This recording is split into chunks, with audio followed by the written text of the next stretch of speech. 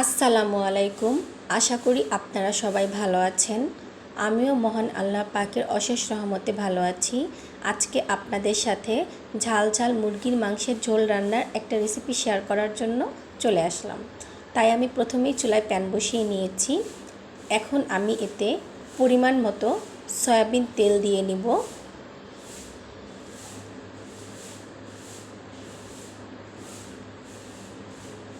Soybean তেল কিছুটা গরম হয়ে আসলে আমি এতে পরিমাণ মতো পেঁয়াজ কুচি দিয়ে নিচ্ছি।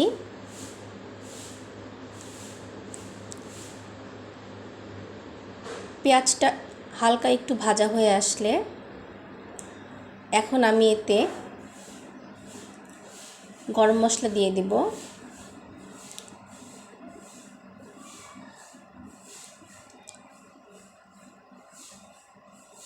পেঁয়াজটা ভালো করে ভাজতে হবে, তা না হলে মুরগির মাংসের ফ্লেভারটা ভালো আসে না।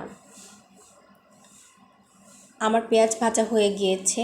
এখন আমি এতে পরিমাণ মতো ধনিয়ার গুঁড়া, হলুদের গুঁড়া, মরিচের গুঁড়া দিয়ে নিব।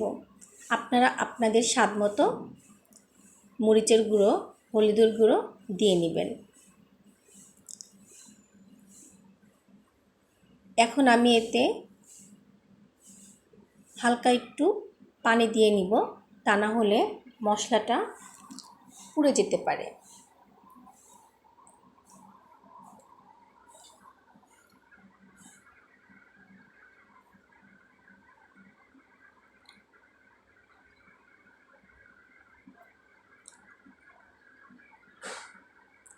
পানি দেওয়া হয়ে গেছে।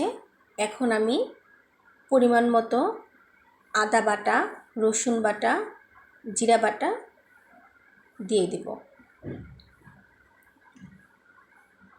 স্বাদ মতো লবণ দিয়ে দিব।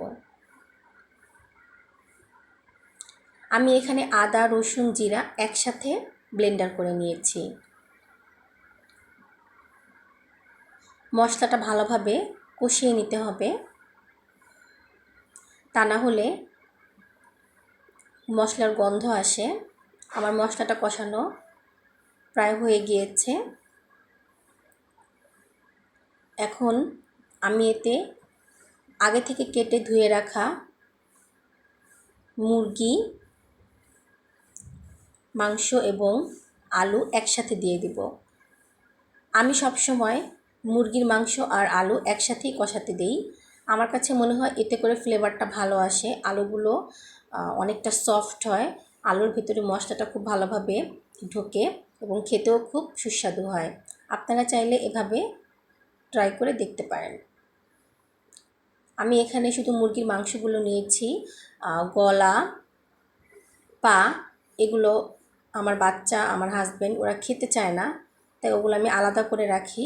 যদি কখনো ভালো লাগে আমি ওটা আলাদাভাবে রান্না করে একা খাই, আর তা না হলে কাউকে দিয়ে দিই। কারণ যেহেতু ওরা খায় না, এগুলো একসাথে দিলে অনেকেই পছন্দ করে না। আসলে এটা অন্যভাবে নেওয়ার কিছু নেই, অনেকেরই অনেক কিছু পছন্দ না। যাই হোক, তো আমি এখন মাংসটা ভালোভাবে কষিয়ে নিব, কারণ যে কোনো রান্নার স্বাদ ওই রান্নাটা যেটাই করা হোক না কেন তা ভালোভাবে কষানোর উপরই নির্ভর করে। আমার মাংস কষানো হয়ে গেছে, উপরে তেল ভেসে উঠেছে, দেখতেও খুব সুন্দর লাগছে। এখন আমি এতে পরিমাণ মতো পানি অ্যাড করে ঢেকে দিব।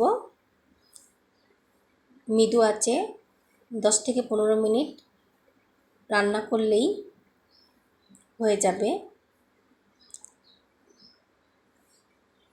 যে কোনো রান্নাই মৃদু আঁচে করা ভালো।